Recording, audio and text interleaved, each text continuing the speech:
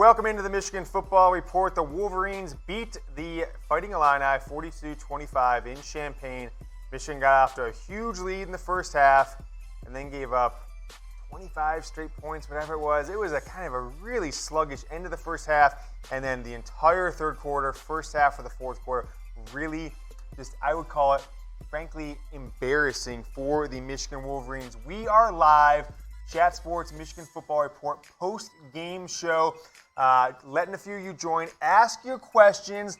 I'm going to get this bad boy out. Make sure we have this all across the internet so all of the Michigan football nation can be watching. I think an impactful show because I don't know what to make of the Michigan football program following that just sluggish, fairly embarrassing second half performance against the Fighting Illini. So Michigan wins 42-25. I've got my instant reactions. We're going to do Michigan football post-game grades. We've got the Michigan football stock up, stock down for this game. And then we're going to take your questions. We're going to mix those in between there. So let's see where we're at, folks. Let's see what the Michigan football nation thinks of this game. So want to know your one-word reaction to the win over Illinois, 42-25. As I'm kind of pulling you guys up here on Facebook and on YouTube, I've got my triple screen action. I got 5 screens in front of me, I should say. One main one, 4 over here. My computer. I got the iPad over here. So I'm going to be all over these comments. So use that hashtag Michigan. We'll be taking comments here in just a few moments. But one-word reaction. Mine is WTF. Like, look good for the first quarter, look good running, but just so uninspired, so, ick after halftime. And Jim Harbauigh tells the halftime reporter, the guy says, hey, so to Jim Harbauigh at halftime, he says, we want to get out with a strong start on offense coming out of halftime. And the offense is just absolutely pathetic for most of the third quarter, most of the fourth quarter. So let's take a look at my Yoder's takeaways for this 42-25 win over Illinois. Fumbles. All right. Michigan fumbled an awful lot this whole season. I think we got 17 fumbles. Is that what the number one is? And one, there could have been 18 fumbles. Could have 4 in this game, 3-4 in this game, but one was overturned for Christian Turner's knee being down. So you've got Zach Charbonnet putting the ball on the ground. You've got Christian Turner putting the ball on the ground. And it's just a problem. It is a chronic problem for this Michigan football team. So I'm not really sure what to make of the fumbles. I'm not sure if you can coach that or not. But the fumble is the real issue. That is the identity of this Michigan football team right now on offense, is they are a team that fumbles every single game without any exceptions. Last week against Iowa, 2 fumbles that they luckily got back. Today, 2 fumbles they lost. It was just sloppy. So 2 fumbles by running backs. Fumbles are the main takeaway. It is a nonstop problem. Every single game they are fumbling. I'm sure they lead the nation after this week with 17 fumbles. I think 8 of them lost on the year. Next one. Sleepwalking after halftime. I don't know why this team can go into halftime with a 28-7 lead. I don't know what Jim Harbaughh, Don Brown, who I think maybe is a fiery guy, I'm not really sure. I don't understand why they go into halftime. And this isn't the first week. This is back-to-back weeks. Michigan has basically done nothing on offense after halftime. They only did anything today on halftime. They're up 28-0. They gave up a late score to Illinois, 28-7. And then you're winning 355 yards to 117 yards. You've got 150 passing yards to 88. You are running all over them, specifically in the first quarter, and you cannot do anything really after halftime. So that is my second takeaway, is Michigan beats Illinois 42-25 for you guys just joining us. So you sleepwalk after halftime. You see the stats you had there. Michigan comes back. They score 14 points in the second half, but those were desperation points. Why did Shea Patterson?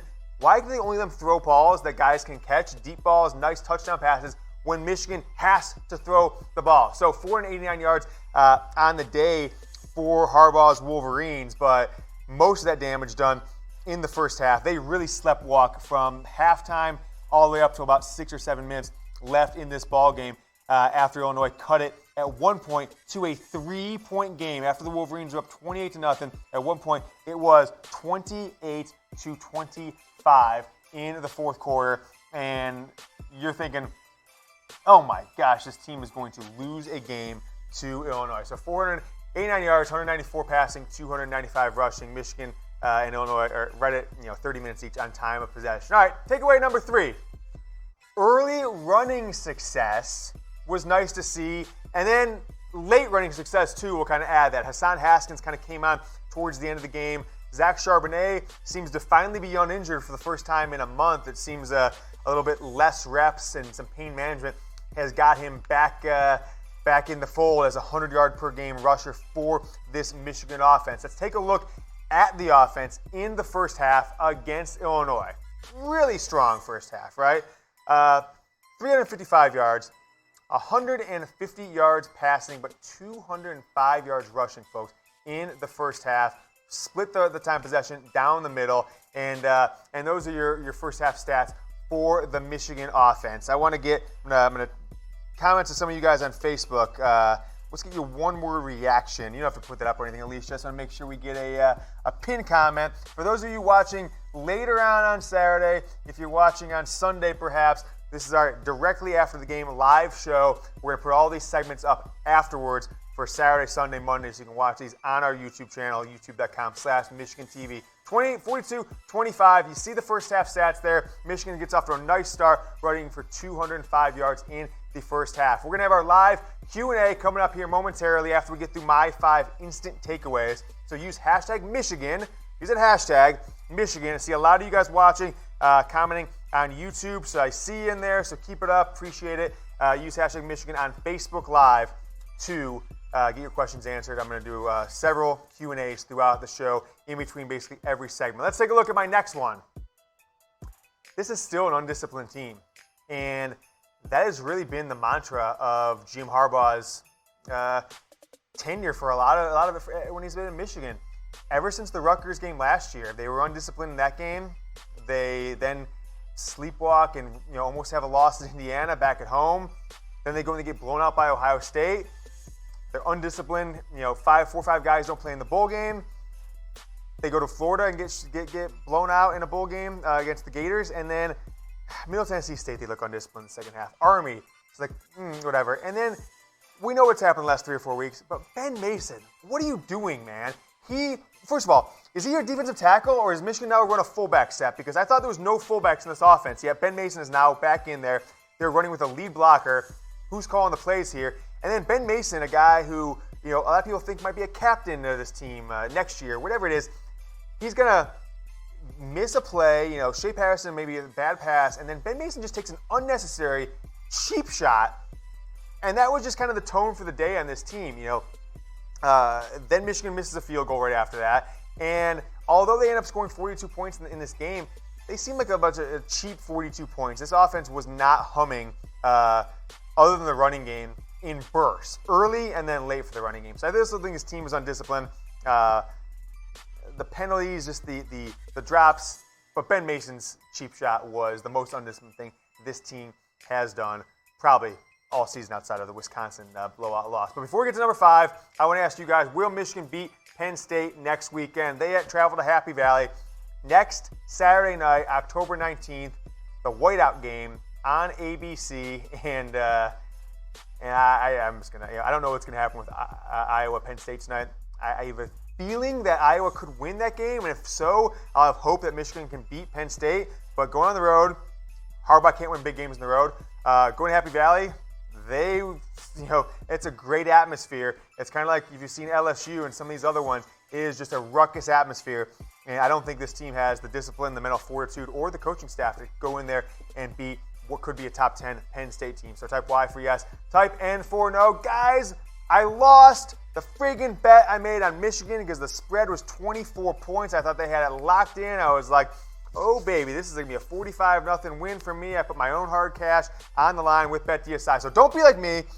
Put some money down on college football today. You've got tons of games going on. I put some money on Iowa to cover that 4.5-point spread. They're underdogs against Penn State tonight. Using promo code GOBLUE to get a 120% deposit bonus with our partner, BetDSI. Chatsports.com/bet takes you to the website. Should populate that promo code GOBLUE. If not, just type it in or click it. 120% deposit bonus. Let's take a look at number 5, my 5th takeaway from Michigan's 42-25 win against Illinois on Saturday on the road in, a win that nobody's going to be happy about. I certainly am not happy about this win after you let Illinois rattle off 25 straight points to cut it within 3 in the fourth quarter. So take a look at the stats. Did we learn anything new? I mean, you know that Michigan can score 40-plus against crappy teams. Middle Tennessee State, Rutgers, Illinois, and they really can't score at all against other teams with any talent. Iowa can't score. Wisconsin can't score. Army can't score. So 6 games now, it is basically Jim Harbauigh is a bully that was the big kid in 8th grade, and now he is a senior in high school, and all the kids are the same size as him. So when the kids are the same size as him, you're not going to be able to do anything on offense. When you are taking your little brothers to school, you can beat up on his friends, a.k.a. Illinois, Rutgers, and Middle Tennessee State. So those are my 5 takeaways. We are going to be live with a Michigan football Q&A. Hey there, Michigan football fans. Thanks so much for watching the Michigan Football Report. If you haven't done so yet, go ahead and subscribe to Chat Sports, college football, NFL, NBA. New videos every single day. The #1 sports network on YouTube. Ready for another Michigan football video? I got you hooked up right here.